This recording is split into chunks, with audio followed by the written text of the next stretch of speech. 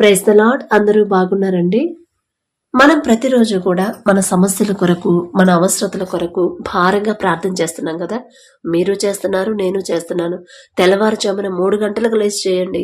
ఖచ్చితంగా దేవుడు మన ప్రార్థన వింటాడు, మీ ప్రార్థనకు జవాబిస్తాడని చెప్తున్నాను. ఆ సమయానికి దేవుని కృపను బట్టి చాలా మంది లేచి ప్రార్థన చేస్తున్నారు. కొంతమంది మెలకు రాకపోతే ఆ తర్వాత 4 గంటలకు, 5 గంటలకు అట్లా చేస్తున్నారు. కానీ ప్రార్థన మాత్రం మానట్లేదు.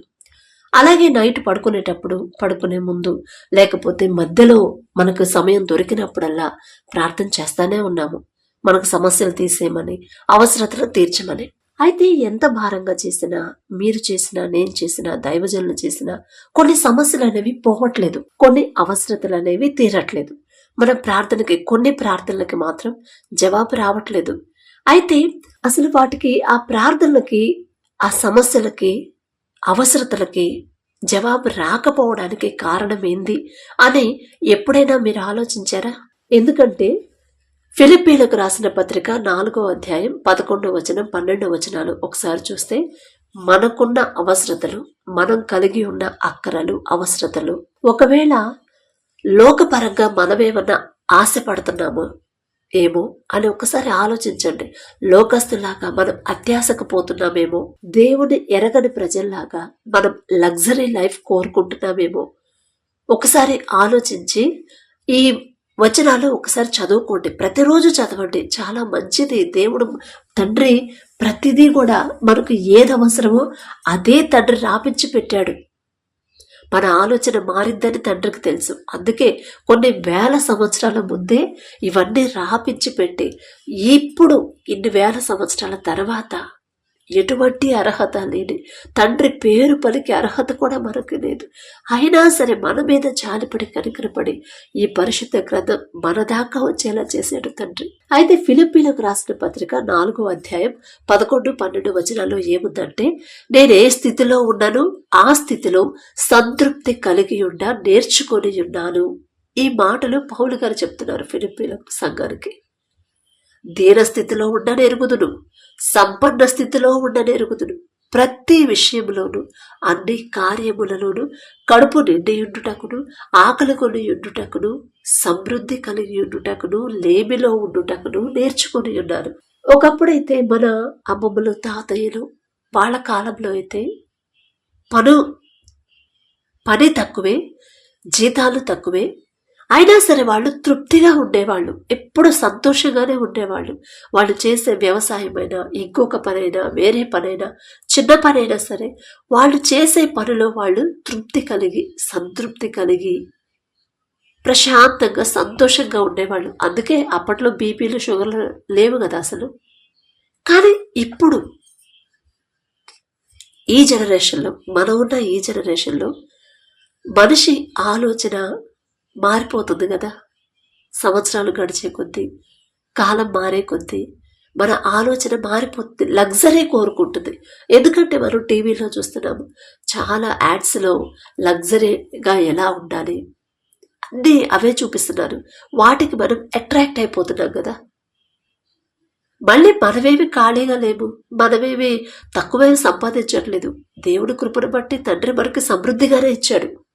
అయినా సరే మనం కలిగి ఉన్న దానిని బట్టి, దేవుడు మనకు అనుగ్రహించిన దానిని బట్టి, వాటిని బట్టి మనం సంతృప్తి కలిగి ఉండలేకపోతున్నాము.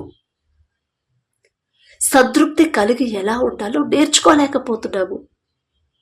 ఇలాంటి పరిస్థితి మనకు వచ్చిందని తెలిసే మన తండ్రి ఎంత జ్ఞానమో కదండి. మన తండ్రి జ్ఞానం అసలు, ఆయన జ్ఞానానికి మించినది ఏదీ లేదు కదా. తండ్రికి సమస్తము తెలుసు కాబట్టి కొన్ని వేల సంవత్సరాల తర్వాత మన ఆయన బిడ్డల ఆలోచన మారిపోయిందని, అలా వద్దమ్మా, అపవాదు తెచ్చే ఆలోచనకి మీరు లొంగిపోవద్దు, ఇదిగో ఇది, ఇలా ఆలోచించండి, ఇలాంటి తృప్తి కలిగి ఉండండి, మీరు కలిగి ఉన్న దానిలోనే తృప్తి కలిగి ఉండండి అని తండ్రి రాపించి పెట్టాడు. అది మనకు ఎవరన్నా చెప్తారో చెప్పరో తెలియదని బైబిల్లోనే రాపించి పెట్టాడు. బైబిల్ అయితే ఖచ్చితంగా మనం చదువుతాం కదా. ఎవరు మనకి ప్రతి విషయం ఎవరు చెప్పినా చెప్పకపోయినా బైబిల్ మాత్రం ఖచ్చితంగా చదువుతాము ప్రతిరోజు. అలాగైనా సరే ఈ మాటలు చదివి మనం తృప్తి కలిగి జీవిస్తాం, అలవాటు చేసుకుంటామని, నేర్చుకుంటామని తండ్రి రాపించి పెట్టాడు కదా. ఈ మాటల మీదే ఒక అన్నయ్య పాట కూడా రాశాడు కదా. ఆ పాటలు కూడా మనకు తెలుసు. చాలా బాగుండిద్ది. అసలు దేవుడు తండ్రి ఇచ్చిన తలాంతు, తండ్రి ఇచ్చిన జ్ఞానాన్ని బట్టి ఆ పాట కూడా చాలా బాగుండిద్ది. అన్నీ తెలుసు మనకి. బైబిల్లో రాపించింది తెలుసు, బైబిల్ చదువుకుంటాము. అది ఒకవేళ బైబిల్లో వచనాలు మనం మర్చిపోతామేమో మాటలని, పాటలాగైతే మనకు ఎక్కువ గుర్తుండిద్దని అలా కూడా తండ్రి ఆ పాట మన దాకా అంతేలా చేశాడు. మనకి నోటెడ్ అయిపోయేటట్టు చేశాడు. అయినా కూడా మనం అవన్నీ పక్కన పెట్టేసి లోకస్తులాగే ఆలోచించడం మనం మొదలుపెట్టాం. అందుకే మనకి ఎంత కలిగి ఉన్నా కూడా ఇంకా ఏదో ఒక లోటు అనేది మనకు కనిపిస్తానే ఉంది కదా. కొంతమంది ఇల్లు లేదని పెడతారు కమెంట్, కొంతమంది ఉద్యోగం లేదని పెడతారు, కొంతమంది ఉద్యోగంలో ప్రమోషన్ కోసం అంటారు, కొంతమంది ఆ కాలేజీలో సీట్ అంటారు, లేకపోతే వేరే వేరే విషయాలు. ఈ లోక అవసరతల గురించి మనం అస్సలు భయపడకూడదని నేను చెప్పట్లేదు కదా, తండ్రే చెప్పాడు కదా. మనకు ఏది కావాలి, ఎప్పుడు ఏది అవసరమో మన తండ్రికి ముందే తెలుసు. మనం చేయాల్సిన పనేందో కూడా తండ్రి చెప్పాడు. మొదట నా నీతిని, రాజ్యాన్ని మీరు మొదట వెతకండి, అప్పుడు అవన్నీ మీకు అనుగ్రహించబడను అని తండ్రి చెప్తానే ఉన్నాడు. ఎవరొకరి ద్వారా మనకి ఆ మాట అందేలా చేస్తానే ఉన్నాడు. అయినా కూడా మనం గ్రహించలేకపోతున్నాం. ఒక్కసారి ఆలోచించండి. మనం ఉన్న స్థితిలో మనం కలిగి ఉన్న వాటిని బట్టి దేవుడిని స్తుతించడం, సంతృప్తి కలిగి ఉండడం నేర్చుకోండి. మనకి ఫస్ట్ నుంచి అలవాటు లేదు, అలవాటు అయి ఉండదు, కానీ నేర్చుకున్నారు పౌలు గారు. నేర్చుకొని ఉన్నారని 2 వచనాల్లో అదే చెప్తారు. నేర్చుకొని ఉన్నాను అని మనల్ని కూడా నేర్చుకోమని చెప్తున్నాడు. ఇల్లు లేదని బాధపడద్దు, ఉద్యోగం లేదని బాధపడద్దు. ఆ ఉద్యోగం ఎప్పుడు ఎలా ఎన్నుంచి తండ్రి ఎలా పంపించాలో తండ్రికి తెలుసు. నేను ఇక్కడ దాకా చదువుకున్నాను, ఇంతవరకు నేను ఉద్యోగం సంపాదించేంత జ్ఞానం నాకు వచ్చిందంటే అది నాదైతే కాదయ్యా, అది మీరిచ్చిన జ్ఞానమే. ఇంత జ్ఞానం ఇచ్చిన మీరు తర్వాత నా పరిస్థితి, తర్వాత నా భవిష్యత్తు ఏందో అది కూడా మీరే నిర్ణయించి పెట్టే ఉంటారయ్యా. మీరు నన్ను ముందుకు నడిపించే వరకు మీ పాదాల దగ్గర కనిపెట్టుకుని ఉండే హృదయాన్ని నాకు ఇవ్వండి అని ప్రార్థన చేయండి. ఉద్యోగం వచ్చింది, ప్రమోషన్ కోసం చాలామంది పర్మనెంట్ కోసం ప్రార్థించమని అడుగుతున్నారు. అసలు ఆ ఉద్యోగం లేక చాలా మంది ఖాళీగా తిరుగుతున్నారు. కనీసం ఈ ఉద్యోగం అసలు నాకైతే అర్హత లేదు, ఈ ఉద్యోగం పొందుకునే అర్హత, కానీ నా మీద జాలిపడి కనికరపడి ఈ ఉద్యోగం నాకు అనుగ్రహించడానికి నేనే పాటివాడినయ్యా, నేనే పాటిదాన్నయ్యా, అందరి బట్టి మీకే స్తుతి స్తోత్రమయ్యా అని ప్రతిరోజు మీరు జాబ్కి వెళ్ళినా కూడా, పని చేస్తున్నా కూడా ఎన్నిసార్లు జ్ఞాపకం వస్తే అన్నిసార్లు గుర్తు చేసుకుని తండ్రికి కృతజ్ఞతలు చెప్పండి. ఆ చేసే పనిని బట్టి మీరు సంతృప్తి కలిగి ఉండండి. మనం చిన్నపిల్లలుగా ఉన్నప్పుడు మన అమ్మమ్మలు, తాతయ్యలు, ఇంకా మనకన్నా ముందున్న వాళ్ళు ఎన్ని కష్టాలు పడ్డారో, కష్టం చేసినా కూడా సరైన జీతం లేక ఎన్ని ఇబ్బందులు పడ్డారు మనకు తెలుసు. అవన్నీ వాళ్ళు మనకు చెప్తా ఉంటారు. కానీ ఇప్పుడు మనం ఉన్న ఈ జనరేషన్లో అంత కష్టం తండ్రి మనకి ఇవ్వలేదు, కానీ సమృద్ధిగా మనం సంపాదించగలుగుతున్నాము. అన్ని కొనుక్కోగలిగే స్థితి, కొనగలిగే స్థితిలో ఉంచాడు తండ్రి. అది కూడా సరిపోక ఇంకా నాకు అది కావాలి, ఇంకా నాకు ఇది రావాలి, ఆస్తిలో వాటా రావాలి, అది రావాలి, ఇది రావాలని లోకస్తుల్లాగా అస్సలు ఆలోచించొద్దు. మనకు తెలియకుండానే అత్యాశకు పోతున్నాము, మనకు తెలియకుండానే అపవాది చేతిలో చిక్కుకుంటున్నాము, మనకు తెలియకుండానే లోకంలోకి, పాపంలోకి జారిపోతున్నాము, మనకు తెలియకుండానే దేవుడికి దూరమైపోతున్నాము. ఒకసారి గమనించుకోండి. లోకాశలు, లోక అవసరతల గురించి మనం ఎక్కువగా ఆశ కలిగి ఉన్నా, ఎక్కువగా భారాన్ని కలిగి ఉన్నా, ఎక్కువగా వాటి గురించే ఆలోచిస్తూ ఉన్నాము అంటే మనకి దేవుణ్ణి కలిగి ఉన్నాము అనే సంతృప్తి మనకు లేదు. మన తండ్రి నాకున్నాడు అనే విశ్వాసం మనకు లేదు. అలా వద్దు, మీరు ఆలోచించండి. నేను ఒకప్పుడు మేము చిన్నపిల్లలప్పుడు, ఎందుకు నా విషయం గురించి చెప్తున్నాను, మేము చిన్నపిల్లలప్పుడు మా పరిస్థితి ఎలా ఉందంటే ఎంత భయంకరమైన పరిస్థితి చాలా వీడియోల్లో చెప్పాను. ఎందుకంటే ప్రతిరోజు జ్ఞాపకం చేసుకోవాల్సిందే. ఎక్కడ ఉండాల్సిన నన్ను ఎక్కడ ఏ స్థితికి నా తండ్రి నన్ను తీసుకొచ్చాడు. ఇంతగా నన్ను ఆశీర్వదించడానికి, ఇంతగా నన్ను హెచ్చించడానికి నేనే పాటిదాన్ని అని ప్రతిరోజు ఎన్నిసార్లు గుర్తొస్తే అన్నిసార్లు తండ్రికి కృతజ్ఞతలు చెప్పడం తండ్రి నేర్పించాడు. నాకు నేర్పించిన తండ్రి మీకు నేర్పిస్తున్నాడు.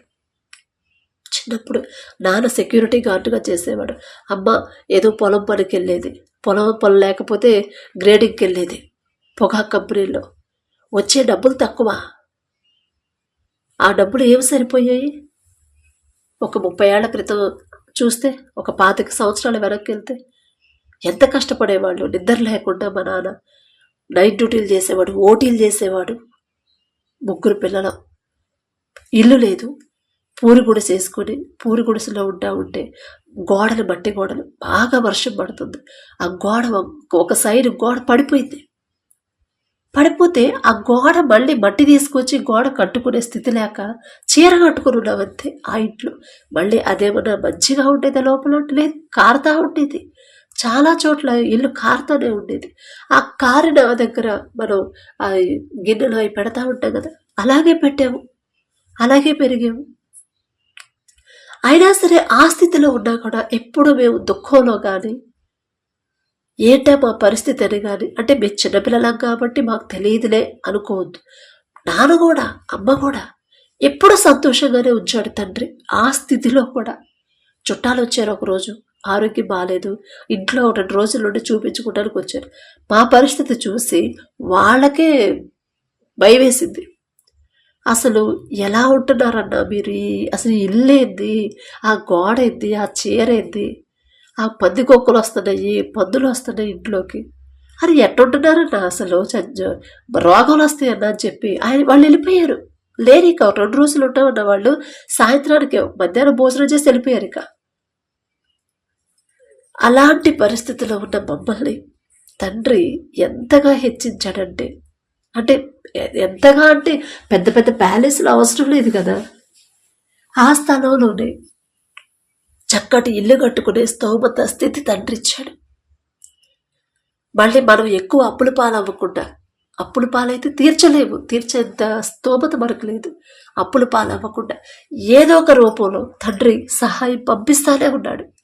ఒక దిక్కు కాకపోతే వేరే దిక్కు నుంచి పంపిస్తా దేవుడి కృపను బట్టి చక్కగా ఇల్లు ఉన్నంతలోనే, సెంటున్నరే స్థలం కానీ ఇల్లు మాత్రం చక్కగా కట్టుకునే కృప ఇచ్చాడు తండ్రి. అంతగా హెచ్చించాడు తండ్రి. ఆ స్థితి అప్పుడు ఇల్లు పడిపోయిన స్థితిలో ఉన్నప్పుడు కూడా, పూరి గుడిసెలో ఇంటర్లో ఉన్నప్పుడు, మేము హాస్టల్లో ఉన్నాం కదా, ఇంటర్లో ఉన్నప్పుడు మా ఫ్రెండ్స్ ఇంటికి వచ్చేవాళ్ళు హాలిడేస్ ఇస్తే. వాళ్ళు కూడా చూసి జాలి పడేవాళ్ళు. అరే ఏందే, కనీసం ఇల్లు కూడా లేదంటే మీకు సరిగ్గా, ఏంది గుడిసేందే, ఈ కాలంలో ఎట్టుంటున్నారే అని వాళ్ళు జాలి పడ్డారు. అయినా బాధ అనిపించలేదు, ఎందుకంటే దేవుని చిత్తమే అయ్యుంది. నాకు అవసరమైతే మాకు ఇల్లు తండ్రే ఇస్తాడు. అప్పటి వరకు మేము ఆలోచించి ఏడ్చి బాధపడి దిగులు పడినంత మాత్రాన ఆ ఇల్లే మారదు కదా. తండ్రి చిత్తం ఎప్పుడు జరగాలని నిర్ణయించి పెట్టాడో అప్పుడే మేము పొందుకుంటాము. అలాగే ఉన్నాం. ఇంటర్ దాకా కూడా అలాగే ఉంది పరిస్థితి. డిగ్రీలో ఇల్లు కట్టుకునే ఆ స్థితి తండ్రి ఇచ్చాడు. ఇక డిగ్రీ జాయిన్ అయిన తర్వాత ఒక 1 ఇయర్ అయిపోయింది. 2nd ఇయర్లో ఉన్నప్పటి నుంచి ఇల్లు స్టార్ట్ చేసాం. చక్కగా మాకు సరిపడా ఇల్లు చక్కగా కట్టుకునే, మళ్ళీ అప్పుల పాలు అవ్వకుండా తండ్రి సహాయం పంపించాడు. అప్పుడు తృప్తిగానే ఉన్నాం. ఉన్నంతలోనే పెద్ద పెద్ద బిల్డింగులు, పెద్ద పెద్ద ప్యాలెస్లు మనకు అవసరం లేదు. ఉన్నంతలో సరిపడా ఇల్లు చాలు. ఆ స్థితిలో ఉండడం తండ్రి చిత్తమైతే, అది ఇష్టమైతే, అది దేవుడికి ఇష్టమైతే నాకు ఇష్టమే. అంతకన్నా నేను ఎక్కువ సంపాదించినా, ఎక్కువ ఆశ కలిగి ఉన్నా దేవుడికి నేను దూరం అవుతానే కానీ నా తండ్రి నన్ను బట్టి నా తండ్రి సంతోషించరు కదా అని ఆలోచించడం అలవాటు చేసుకోండి. ఇక్కడ పౌలు గారు నేర్చుకున్నారు. సమృద్ధి కలిగి ఉన్నప్పుడు దేవుడిని స్తుతించాడు, లేమిలో ఉన్నప్పుడు కూడా దేవుడిని స్తుతించాడు. సంతృప్తి కలిగి, ఈ లేమిలో ఉండడం నా దేవుడి చిత్తమైతే అది నాకు ఇష్టమే. దీనస్థితిలో ఉండడం, దీనస్థితిలో ఉన్నారంట, సంపన్న స్థితిలో ఉన్నారు పౌలు గారు. ఒక్కోసారి ఆకలితో ఉన్నారు, ఒక్కోసారి కడుపు నిండింది. అప్పుడు సంతృప్తి కలిగి ఉన్నారు. ఇప్పుడు మీరు ఏ అవసరతను కలిగి ఉన్నారో అది లోకపరంగా అయితే మీరు అస్సలు వాటి గురించి ఆలోచించొద్దు. దేవుడికి దగ్గర అవడంలో మీకు తృప్తి లేకపోతే అప్పుడు ఆలోచించండి. అయ్యో, నేను దేవుడికి ఇంకా దగ్గర అవ్వలేకపోతున్నాను, అయ్యో ఇంకా నేను నా తండ్రితో సమయం గడపలేకపోతున్నాను, నా తండ్రి గురించి నేను ఆలోచించడానికి సమయం కేటాయించలేకపోతున్నాను, నా తండ్రి చేసిన కార్యాలు నేను జ్ఞాపకం చేసుకోవడానికి సమయం ఇవ్వలేకపోతున్నానే. ఆ విషయాల్లో, దేవుడి పరంగా ఆ విషయాల్లో మీరు ఎంత చింతిస్తే అంత లాభం మనకి.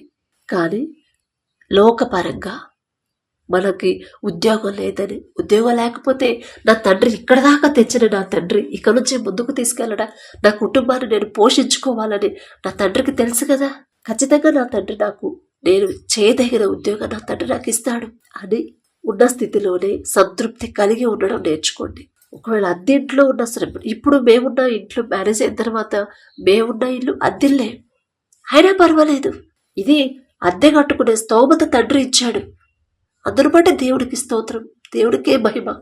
దేవుని చిత్తం ఎప్పటి వరకు తండ్రి చిత్తం అయ్యిందో, ఎప్పటికీ మాకు సొంత గృహం ఇవ్వాలని నిర్ణయించి పెట్టాడు, ఆ సమయానికి అది నాకు చేరింది. అప్పటి వరకు నేను దేవుడి తండ్రి నాకు ఇచ్చిన, నేను కలిగి ఉన్న వాటిని బట్టి తండ్రికి మనస్ఫూర్తిగా కృతజ్ఞతలు చెప్పాలి. అలా అలవాటు చేసుకోండి, అదే నేర్చుకోండి. నేర్చుకున్నారు పౌలు గారు, మనల్ని నేర్చుకోమని చెప్తున్నారు. లేని వాటి కోసం మనం ఆలోచించి, రాని వాటి కోసం, మనది కాని వాటి కోసం మనం ఎక్కువగా అతిగా ఆలోచించిన, అతిగా ప్రార్థన చేసి ఆ ప్రార్థనకి జవాబు రాదు. కాబట్టి కలిగి ఉన్న వాటిని బట్టే సంతృప్తి కలిగి ఉండడం నేర్చుకోండి. దేవుని మనం కలిగి ఉన్న స్థితిని బట్టి దేవుణ్ణి స్తుతించడం నేర్చుకో. నలుగురితో పోల్చుకోవద్దు, మనుషుల వైపు చూడొద్దు, మనుషుల లోకం వైపు చూడొద్దు. వాళ్ళు అంత సంపాదించారు, వీళ్ళు ఎంత సంపాదించారు, వాళ్ళకి అంత ఉంది, వీళ్ళకొద్దు. అస్సలు ఆ మాటలు అపవాది తెచ్చే ఆలోచన తప్ప మన తండ్రి ఏం చెప్తున్నాడు, ఉన్న స్థితిలోనే సంతృప్తి కలిగి ఉండడం నేర్చుకోండి అని చెప్తున్నాడు తండ్రి. లోకం అపవాది ఏం చెప్తాడు, అరే వాళ్ళు అంతగా సంపాదిస్తున్నారు, వాళ్ళు అంతగా హెచ్చించబడ్డారు, నీ పరిస్థితి ఎప్పుడు ఇక్కడే ఉంటుంది, నువ్వెప్పుడు సంపాదిస్తావు అని అపవాది తెస్తాడు. ఆ ఆలోచన ఆ దేవుడి ఆలోచన అపవాది ఆలోచనలు గ్రహించడం అలవాటు చేసుకోండి, నేర్చుకోండి. ఉన్న దాంట్లోనే సంతృప్తి కలిగి ఉండడం మొదట నేర్చుకోండి. తర్వాత మనకు ఎప్పుడు ఏది ఎక్కడ ఎలా అవసరమో తండ్రే మనకు పంపిస్తాడు. కాబట్టి ఒక చిన్న ప్రార్థన చేసుకుందాం. కృపగల దేవా, మీకు స్తోత్రం, రాజాది రాజా, మీకు స్తోత్రం నా తండ్రి. ఈ మాటల ద్వారా మమ్మల్ని బలపరుస్తున్న దేవా, మీకే స్తోత్రం నా తండ్రి. ఎవరెవరు ఈ మాటలు వింటున్నారు, ఏ ఏ విషయాల్లో బిడ్డలు సంతృప్తి కలిగి లేకుండా ఉన్నారు నా తండ్రి, బిడ్డల వైపు ఒక్కసారి చూడండి. మమ్మల్ని సరిచేస్తున్న దేవా, మీకే స్తోత్రం నా తండ్రి. ఈ లోక అవసరతలు, ఈ లోక ఆశల్లో బిడ్డలు పడిపోతున్నారేమో, అందుకనేనేమో ఈ మాటల ద్వారా మరలా మీరు మమ్మల్ని మీ వైపు తిప్పుతున్నారేమో.